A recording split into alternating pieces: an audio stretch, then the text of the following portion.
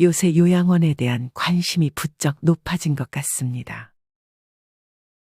요양병원에 부모님을 보내야만 하는 상황에 놓였거나 자신도 나중에 요양원에 가야 할 수도 있다는 생각에 걱정과 고민으로 맘 편히 주무시지 못하는 분들도 많은 것 같습니다. 요양원에 갈 바에 편하게 죽음을 선택하고 싶다는 생각으로 안락사를 원하시는 분들 또한 많아 보입니다. 참으로 슬픈 현실입니다. 저 또한 며칠 전에 요양원에 들어가신 큰아버지 생각에 마음이 한동안 좋지 않았습니다. 어떤 노인은 이렇게 말했습니다. 나이가 들어보니 느낀 것이지만 어릴 때는 절대로 알 수도 알려고도 하지 않았습니다. 노인네가 되면 자식들에게 말은 못하면서 여기저기 불편해도 죽음을 택하더라도 자식에게 불편을 안 주려고 한다는 걸 나이 들어서 알게 되어서 지금도 후회와 슬픔으로 지내고 있습니다. 실제 요양병원에 근무했던 의사가 환자와 그 가족들을 보면서 느낀 글을 소개해드리겠습니다. 요양병원에 면회 와서 서 있는 가족 위치를 보면 촌수가 딱 나온다. 침대 옆에 바싹부터 눈물 콧물 흘리면서 이것저것 챙기는 여자는 딸이다. 그 옆에 뻘쭘하게 서 있는 남자는 사위다. 문간쯤에 서서 먼 산만 보고 있는 사내는 아들이다. 복도에서 휴대폰만 만지작거리고 있는 여자는 며느리다. 요양병원에 장기 입원하고 있는 부모를 그래도 이따금씩 찾아가서 살뜰히 보살피며 준비해온 밥이며 반찬이며 죽이라도 떠먹이는 자식은 딸이다. 대개 아들들은 침대 모서리에 잠시 걸터 앉아 딸이 사다 놓은 음료수 하나 까먹고는 이내 사라진다. 아들이 무슨 신주딴지라도 되듯이 아들아들 하며 금지옥엽 키워놓은 벌을 늙어서 받는 것이다. 딸 하나 열 아들 부럽지 않은 세상인 것을 그때는 몰랐다.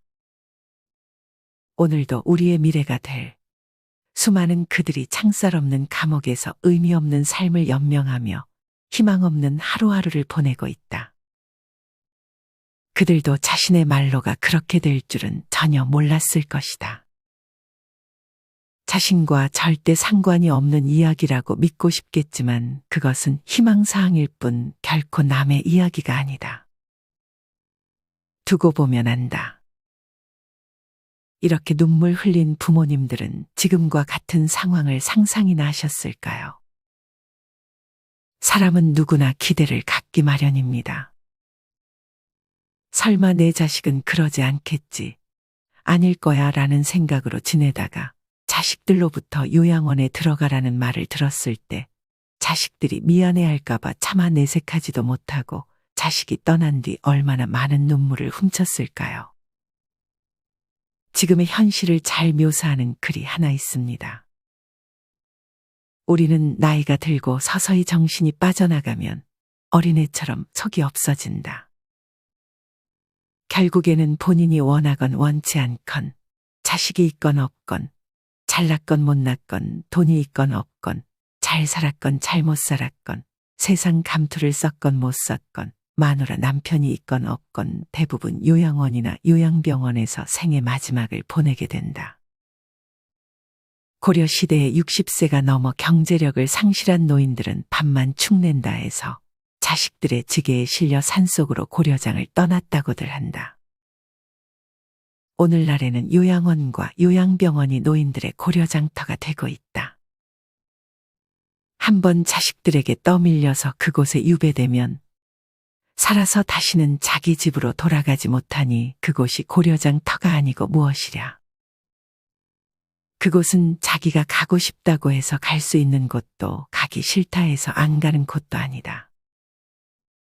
늙고 병들고 정신이 혼미해져서 자식들과의 대화가 단절되기 시작하면 갈 곳은 그곳밖에 없다. 산 사람들은 살아야 하니까. 너무 현실적이라 마음이 아픈 글입니다. 가기 싫지만 가야만 하는 그곳, 갈 곳이 요양원밖에 없다는 말이 참으로 마음 아프게 느껴집니다. 주변에 이런 말을 하는 분도 있었습니다. 정말 큰 걱정입니다. 자식도 필요 없어요. 80이 넘을 때 고통 없이 잠자듯이 가면 얼마나 좋을까요? 저출산에 늘어나는 노인 인구, 사망하는 사람들을 보면 젊은 세대가 너무 많아 안타까워요. 나라를 위해서 일하는 젊은 층이 점점 줄어드는 이 나라는 어쩌죠? 저도 노인이지만 80 조금 넘으면 누구나 막론하고 저 세상으로 가야 하는데 부모에게 몇 푼도 되지 않는 돈도 가져가려 부모도 죽이는 세상이잖아요. 그런데 노인들은 더 살려고 발버둥 치는 건 왜일까요? 슬픈 세월이네요. 이런 이야기가 다 이해가 가는 현실이 너무나 안타깝습니다. 이번에는 요양병원 어느 노인의 일기를 소개해 드리겠습니다. 열심히 살 때는 세월이 총알 같다 하고 쏜 화살 같다 하건만 할 일 없고 쇠하니 세월 가지 않는다 한탄이 시더이다. 정신 맑으면 무엇하리요. 자식 많은들 무엇하리요. 보고품만 더 하더이다. 차라리 정신 놓아버린 저 할머니처럼 세월이 가는지 자식이 왔다 가는지 애지중지하던 자식을 보아도 몰라보시고 그리움도 사랑도 다 기억에서 지워버렸으니 천진난만하게 주는 하루 세끼 간식만이 유일한 낙이더이다. 자식 10여 남매 있음 무엇하리요. 이 한 몸 거할 것 없더이다. 아들, 딸, 자식들 유명인사면 무엇하리요.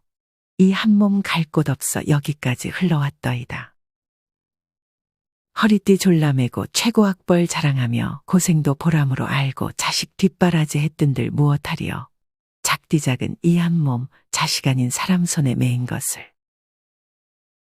인생 종착역인 이곳까지가 멀고도 험하였으리 종착역에 벗은 많으나 마음 나눌 곳 없어 외롭더이다. 앞을 못 보는 사람, 듣지 못하는 사람 속에 맑은 정신은 외롭기만 하더이다.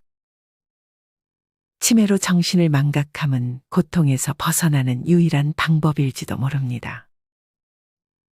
몸은 쇠하고 정신 맑으면 무엇하리요. 괴로움만 더 하더이다. 가는 마당의 야속함도 사랑도 그리움도 추억도 정신에서 모두 내려놓으니 차라리 마음이 홀가분 모진 비바람도 다 지나간 조용히 흐르는 저 호수 같은 마음으로. 과거엔 부모들이 자식에게 전 인생을 투자하고 노후를 보장받기도 하는 것이 일반적이었으나 이젠 정부의 사회복지 서비스가 아니라면 자신이 스스로의 노후를 책임져야 할 시대입니다. 아직도 연금 타고 퇴직금 타서 울며불며 매달리는 자식에게 결혼비용, 사업자금, 취업자금 다 털어주고 빈 털터리가 된 부모들이 길거리에 내몰리는 것이 현실입니다. 결국 서로 비참한 꼴이 되죠. 한 푼 없이 늙고 초라한 부모가 자식들에게 더 이상 부모가 아닌 것이 오늘의 세태입니다. 자식에겐 교육까지만 책임져주고 언제까지가 될지 모를 자신의 제3의 인생 노후 대비에 만전을 기해야 합니다. 이 현실이 남의 이야기가 아닌 바로 우리 노인들의 이야기입니다. 이뿐만이 아닙니다. 우리를 더 불안에 떨게 만드는 것이 요양원 내부의 현실입니다. 요양병원이 많이 개선되었다고 해도 그곳에서의 생활을 다 할 수는 없으니 항상 걱정이 많이 되실 거예요. 최근에 올라온 충격적이고 잔인한 요양원의 현실을 들려드리겠습니다. 저희 아버지께서 파킨슨으로 많이 안 좋으셔서 고민하다가 요양병원으로 모셨어요. 거동도 안 되시고 의사소통도 힘드십니다. 집에서 모시다가 전문적인 도움으로 간병인을 두어 모시고 싶었거든요. 욕창이 너무 심하셔서 요양병원 입원 후 2주 정도 후에 대학병원 검진하러 모시고 병원 도착하니 상태가 너무 심각해져서 담당 의사가 바로 응급실에 보내줬어요. 이것저것 검사해보니 탈수 증세로 칼륨 수치가 높고 콩팥이 망가져서 심각한 상황이라네요. 지금은 수혈까지 하는 상황이고요. 폐렴도 심각해서 식사를 못해 콧줄을 했는데 콧줄도 말라 있어서 간호사랑 의사도 놀라더라고요. 그 후 대학병원에 다시 입원 중이신데 대변이 너무 안 나와서 간호사랑 가족이랑 의아하던 중 대변 치우는 중에 기침하실 때마다 항문이 열리는데 그 가운데로 초록색으로 뭔가 보여서 이상해서 손가락을 넣어 당겨보니 뭔가 길게 30cm 정도 계속 쑥 나오는데 속기저귀더군요. 항문 저 안쪽에서 속기저귀가 나왔어요. 이걸 빼보니 대변이 기저귀에 감싸져 나오더군요. 항문 깊숙이 있던 걸 발견했고 이대로 몰랐다면 장괴사는 물론 파열로 더 심각해졌을 거예요. 그리고 대변 치우는 중에 허벅지 안쪽에 멍이 들고 핏줄 터진 듯한 상처가 보이는데 뭔가로 묶은 것 같은 자국이네요. 저희 아버지는 거동이 아예 안 되고 눈만 감았다 뜨는 정도인데 묶은 자국이 맞다면 정말 가슴이 찢어집니다. 얼마나 괴로우셨을까요? 6명을 혼자 간병해서 힘들다고 저희 가족에게 하소연하더니 힘들고 치우기 힘드니까 아예 트라우마가 버렸나 의심이 들더군요. 그 병실에 있던 다른 분들도 너무 걱정됩니다. 덕분에 저희 아버지는 수혈 중이고 칼륨 수치는 높고 콩팥도 다 망가져서 수혈 중입니다. 저희 가족 이름을 힘겹게 부르시던 아버지가 이제는 그냥 힘없이 눈만 감고 계세요. 검진 일정이 더 늦었다면, 저희가 모시러 가지 않았다면, 저희 아버지는 어떻게 되셨을까요? 내일 아침 일찍 경찰서에 가서 고소 접수할 예정인데 잘 해결될지 너무 걱정돼요. 오래전 이야기가 아닙니다. 불과 몇 달 전에 발생한 사건입니다. 물론 이 이야기로 모든 요양원이 이렇게 한다는 것은 아닙니다. 직원들이 아주 친절하고 청결을 지키는 좋은 요양원도 많습니다. 그러나 몇몇 정말 양심 없는 요양원 때문에 자식들이 매우 불안해하는 마음을 떨치기 쉽지 않습니다. 요양원의 현실 2가지 사례를 더 들려드리겠습니다. 요양병원 제도 개선해야 됩니다. 요양병원 가지 말아야 합니다. 기저귀 하나 채워놓고 저녁 8시면 불을 딱 꺼버리고 간호원들은 모두 퇴근합니다. 다음 날 6시에 나옵니다. 이 불쌍한 환자들은 퇴근할 때 채워놓고 간 기저귀에 밤새 오줌 싸고 똥 싼 기저귀를 밤새 갈지 못하고 이튿날 간호사가 출근할 때까지 자고 있어야 합니다. 돼지 우리도 잠을 잘 수 있게 똥오줌은 치워주는데 말이죠. 중증 환자들을 밤에도 돌볼 수 있는 제도로 개선해서 불쌍한 중증 환자들 밤에 잠 편히 자도록 하루밥비 제도가 개선되어야 합니다. 안녕하세요.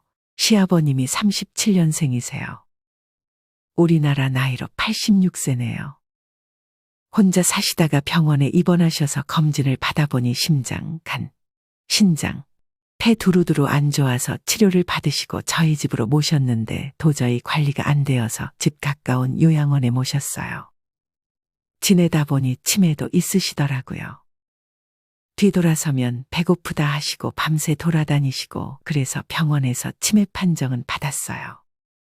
어쩔 수 없이 남편 눈물 흘려가며 요양원으로 모셨는데 아버님도 저희도 적응 기간이 필요한 것 같아요. 혼자서는 거동이 안 되시는 분인데 병원 모시고 다니는 것도 보통 일도 아니고 이뇨제를 계속 드셔야 하는 상황이라 기저귀차고 생활하시는데 저희가 감당할 상황이 아니어서 요양원에 모시기는 모셨는데 요양원이 믿을 만한 곳인지 솔직히 마음이 놓이지는 않고요. 밤에 안 주무셔서 안정제를 드시게 하는 것 같은데 안정제 드셔도 되는지 궁금하네요. 병원에서 퇴원하신 지 얼마 안 되어서 요양 등급도 못 받을 것 같고 다른 자식은 전화도 없으니 혼자서 감내하기가 정말 힘듭니다. 이런 현실로 인해 우리나라도 노후가 고통 없고 비참하지 않게 안락사를 원하는 환자에게 해줬음 합니다라는 댓글에 많은 분들이 공감해 주셨다는 것이 슬프게도 느껴집니다. 하지만 현실적으로 요양원이나 요양병원이 부족한 점이 있다고 해서 그것을 부정해서는 안 됩니다. 우리는 누구나 요양원이나 요양병원에서 노후를 살아야 하기 때문입니다. 노후에는 누구나 병에 걸리고 몸도 잘 쓰지 못하게 됩니다. 만약 가족에게 그 역할을 맡기게 되면 가족 중 누구 한 명을 희생을 하게 됩니다. 병환이 심하면 심할수록 그 한 명은 더욱더 힘이 들게 됩니다. 그것은 희생하는 한 사람 말고는 그 고통을 다른 가족이 알 수가 없습니다. 결국 대부분 그 희생하는 한 사람도 우울증이나 아니면 폭력적으로 자신의 억압을 풀게 됩니다. 100이면 90이 그렇게 됩니다. 현재 요양원이나 요양병원이 문제가 있다면 끊임없이 노력해서 바꿔야 합니다. 노인 문제는 한 가족의 문제가 아니라 사회적 문제입니다. 돌아가시기 전에 최소한의 인권과 보살핌 속에서 돌아가실 수 있도록 요양원이나 요양병원을 바꾸는 데는 모두의 관심이 필요합니다. 현재가 마음에 들지 않는다고 해서 과거로 회귀해서는 안 됩니다. 이런 현실에 대비해 개인이 할 수 있는 것들도 있습니다. 우리는 이것들을 미리 준비해야 합니다. 평균 수명이 길어진 요즘 보살핌을 받아야 하는 시기가 이전 세대보다 훨씬 길어졌습니다. 그렇다고 해서 넋 놓고만 있는 게 현명할까요? 우리 모두 지금부터 길어지는 노후를 철저하게 대비해야 합니다. 프랑스의 작가 볼테르는 이런 말을 했습니다. 자기 나이에 알맞은 의지를 갖지 못하는 사람은 그 나이가 갖는 온갖 불행을 면치 못한다. 우리는 어떤 노력을 할 수 있을까요?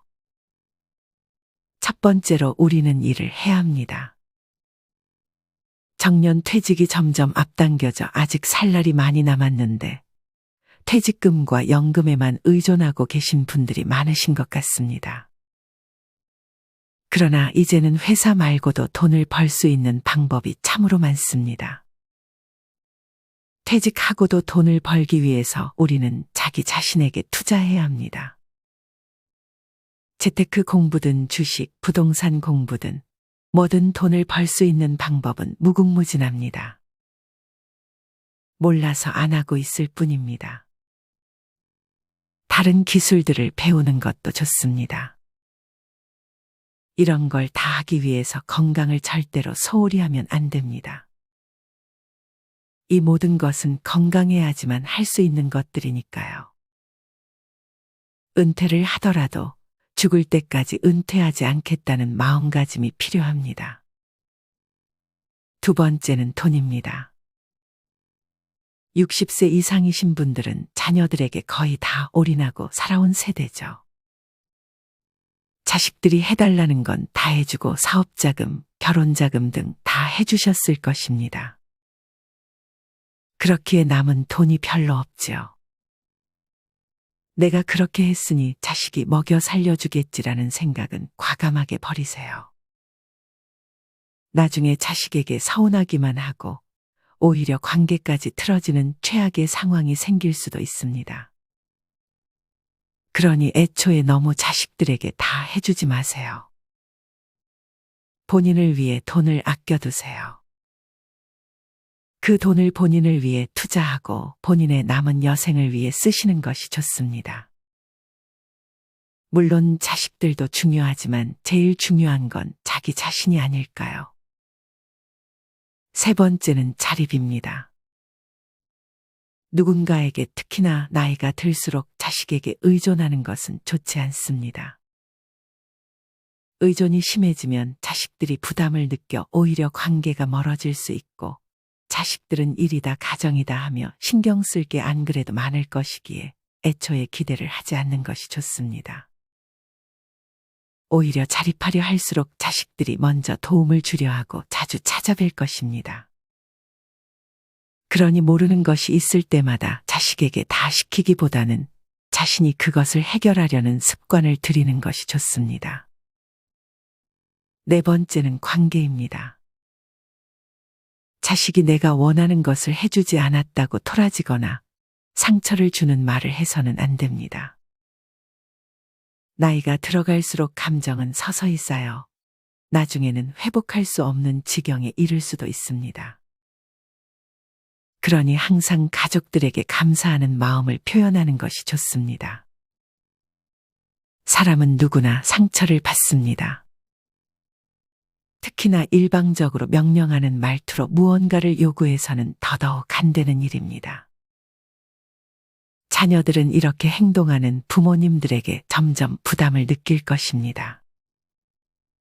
다섯 번째는 앞서도 얘기했던 건강입니다. 아프면 정말 아무것도 할 수 없게 됩니다. 내가 할 수 있는 것 없이 누군가의 병간호를 받아야 한다는 것만큼이나 비참한 상황은 없을 것입니다. 만약에 내가 건강 관리를 하지 않고 이런 상황에 맞닥뜨리면 나 자신이 참으로 원망스러울 것입니다. 그때가 돼서야 건강 챙길 걸 생각하지만 늦었습니다. 그렇기에 우리는 당장 지금부터 건강을 챙겨야 합니다. 건강한 음식과 운동을 매일 신경 써주어야 합니다. 마지막은 고독입니다. 고독은 외로움과는 다릅니다. 고독이란 혼자 있는 시간을 즐길 줄 아는 능력입니다. 혼자 있다고 외로워하는 것보다 혼자만의 시간을 나만의 시간으로 채울 줄 아는, 그 시간을 즐길 줄 아는 노력이 필요합니다. 고독을 즐길 수 있다면 다른 자식들에게 의존하려는 마음도 훨씬 줄어들 것입니다. 요양원에 가든 안 가든 정답은 없습니다. 그리고 여러분의 잘못도 아닙니다. 어떤 선택을 하든 부모와 자식을 생각하고 사랑하는 그 마음 하나만큼은 간직하셨으면 좋겠습니다.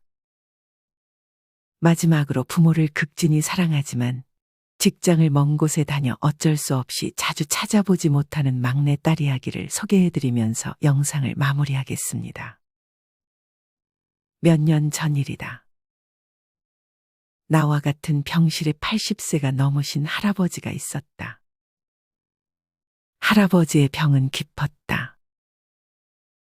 할머니는 성경을 읽으며 지극정성으로 할아버지 곁을 지켰다.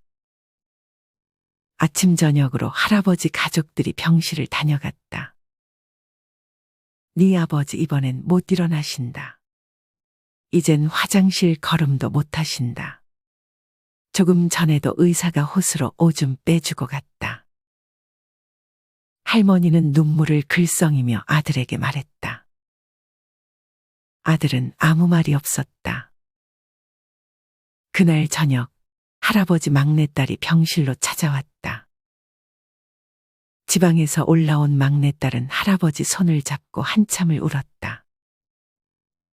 할아버지는 말이 없었다. 막내딸은 3일 동안 할머니와 함께 병실에서 잠을 잤다. 아빠, 나 이제 가봐야 하거든. 아빠하고 같이 있고 싶은데 그럴 수가 없어. 김서방 출근도 시켜야 하고 아이들 학교도 보내야 해. 그녀는 울먹이며 늙으신 아버지 가슴에 얼굴을 묻었다. 아빠 옛날 일 기억나?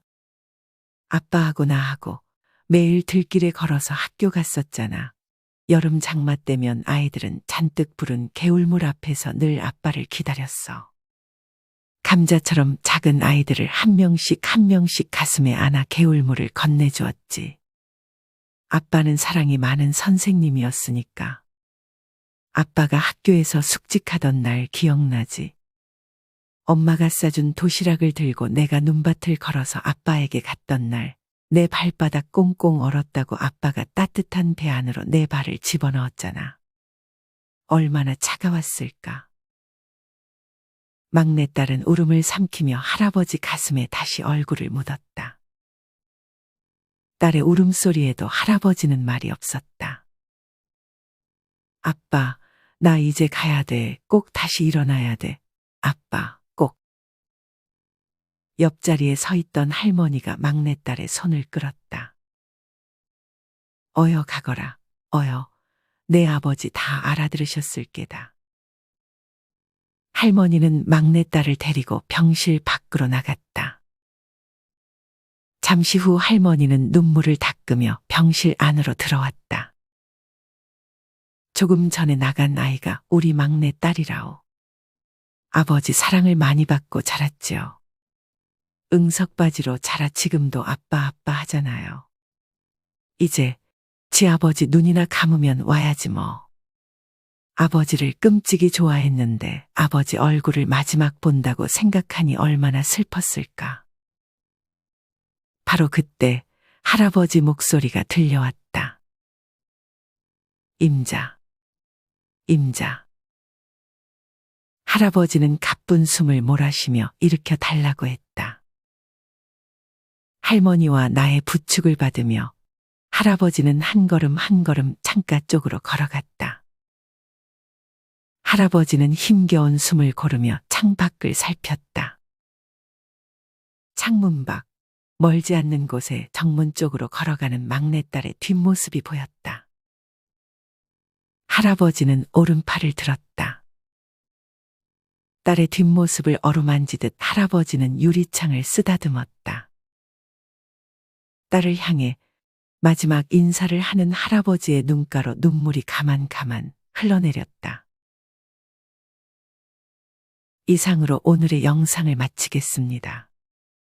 우리 모든 구독자분들의 행복한 여생을 응원합니다. 다음에 더 좋은 영상으로 찾아뵙겠습니다. 감사합니다.